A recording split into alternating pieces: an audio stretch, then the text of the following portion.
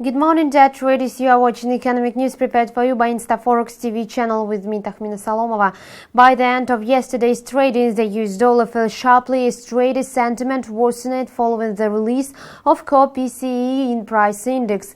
The index came in below analyst expectations. According to a report compiled by the US Commerce Department, personal consumption expenditures grew by 1.7% year-over-year in February.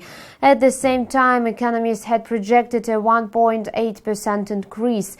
On a monthly basis, the index gained only 0.1% compared with the higher rise in January.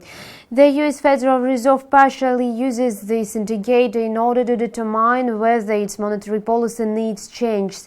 Therefore, the data discouraged market sentiment and resulted in a weaker US dollar. The USD index fell to its lows to trade around 95.93.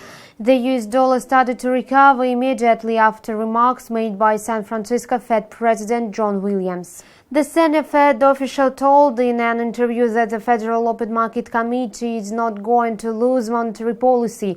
The central bank's policy will be primarily driven by economic data in the United States.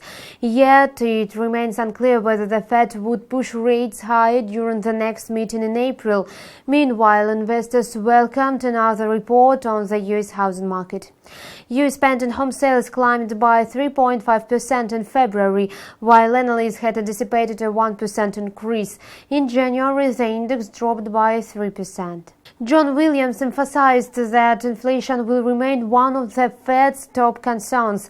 The United States cannot reach its 2% inflation goal due to global downside risks. Nevertheless, John Williams said that the Fed will not introduce negative interest rates, unlike the ECB and the Bank of Japan. The FOMC meeting in April will show what the future holds for the US monetary policy. You have watched financial news on InstaForex TV channel. See you later.